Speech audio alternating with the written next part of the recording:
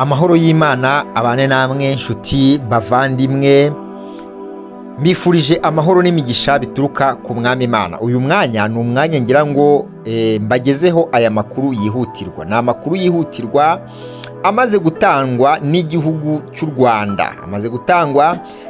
cy'u Rwanda, aho hari imwe mu mipaka yamaze gufungwa ihuza u Rwanda ndetse n'igihugu cya Repubulika Iharanira Demokarasi ya Kongo. Ugiye kumenya ndetse no gusobanukirwa neza kubera iki iyi mipaka yafunzwe. Ni ukubera iki imipaka imwe mu mipaka ihuza u Rwanda na Kongo yabaye ifunzwe by'agateganyo kandi mu gihe kitazwi. Rero buri kintu cyose ugiye kucyumva neza muri aya makuru, umenye impamvu iyi mipaka yafunzwe.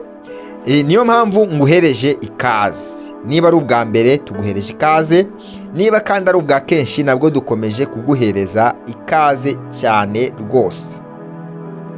Uyu mwanya amakuru atugezeho ni amakuru atugaragariza ko u Rwanda rumaze gufunga imwe mu mipaka iruhuza na DRC, ndavuga Repubulika Iharanira Demokarasi ya Kongo. Kubera iki? Kubera Ebola, kubera icyorezo cya Ebola cyamaze gushyika muri Repubulika Iharanira Demokarasi ya Kongo, cyamaze gushyika kandi no kiravuga ko cyamaze gushyika no muri Uganda, niko bivugwa.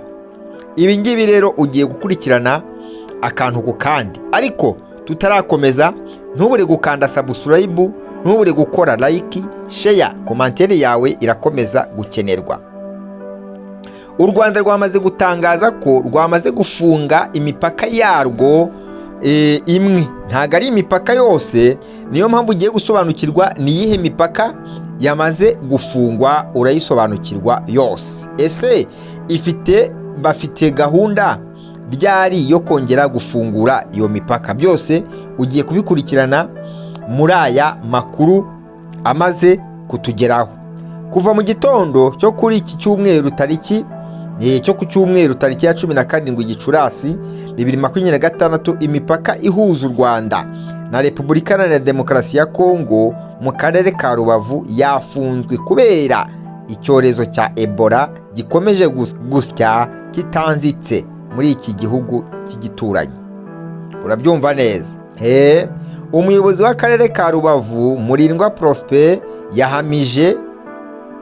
yahamirije ikinyamakuru Igihe ko imipaka ibaye ifunzwe mu gihe kitazwi mu buryo bwo gukumira iki cyorezo.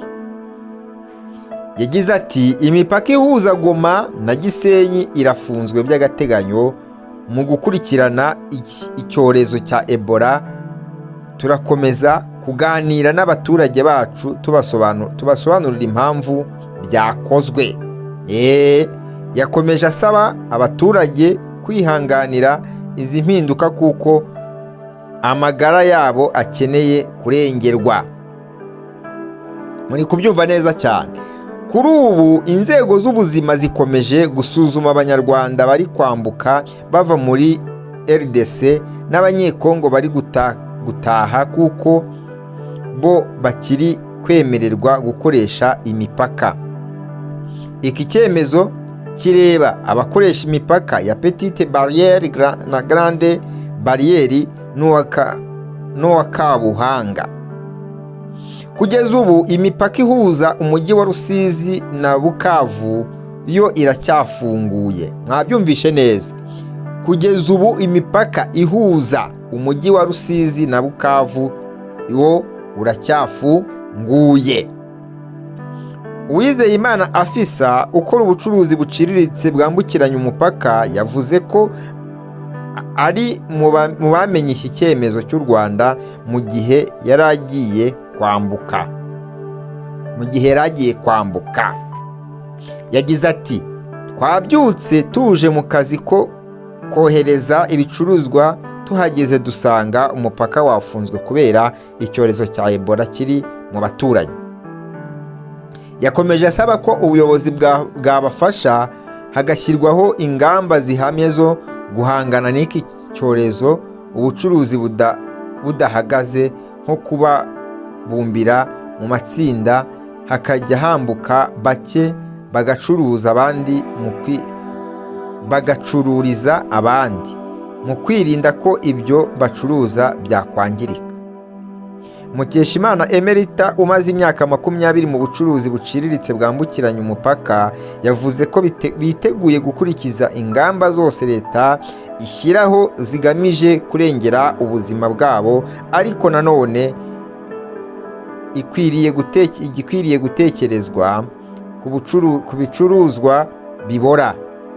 Hakwiye gutekerezwa abacuruzi baciriritse cyangwa se bakiri batoya, baravuga ko bikwiye gukoresha ubushishozi kugira ngo kuri bya bicuruzwa bibora byangirika vuba, nibura hagire igikorwa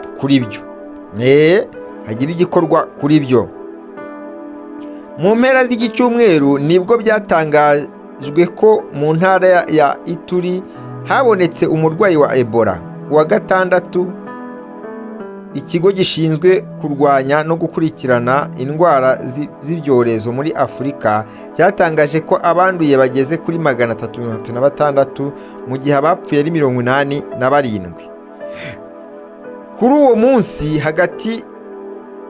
uwo munsi kandi Uganda yatangaje ko yabonye umuntu wa mbere ufite Ebola, ndetse nyuma aza kugwa mu bitaro i Kampala, bituma abamaze kwicwa n'iki cyorezo baba 88. Kuri ubu muri Uganda habonetse umuntu wa kabiri wanduye. Abanduye bose bari baherutse kugirira ingendo muri RDC. Iyi virusi ya Ebola izwi nka Bundibugyo virusi yabonetse bwa mbere muri Uganda muri 2028, yandura abantu 149, yica 37.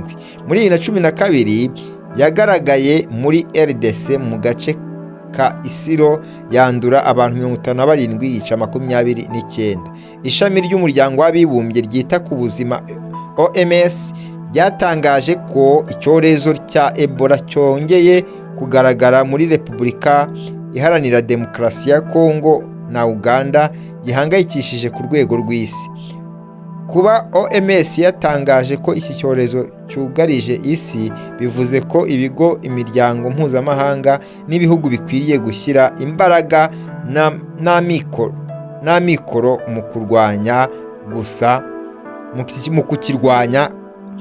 Gusa Tedros yashimangiye ko ibihugu bidakwiye gufunga imipaka.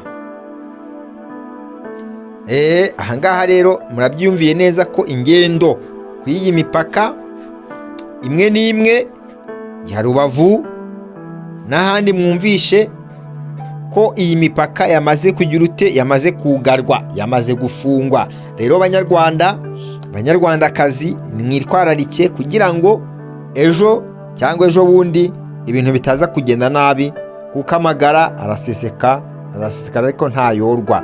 Niyo mpamvu rero mudukwiriye kubahiriza gahunda leta iduhereza, gahunda ya Minisiteri ishinzwe ubuzima iduhereza, kugira ngo amabwiriza dukomeze kuyakurikira ntabyo duhutaje, natwe ubwacu tutihutaje. Rero amakuru yacu nakagaruka, turakomeza kugenda tubakurikiranira hafi uko icyorezo kigenda byose, uragenda ubimenya 5 kuri 5. Niba ari ubwa mbere nk'uko nabikubwiye, urakanda subscribe, urakora like, share, commentaire yawe irakomeza gukenerwa. Ibindi byo amakuru yacu yo nakagaruka. Shalom.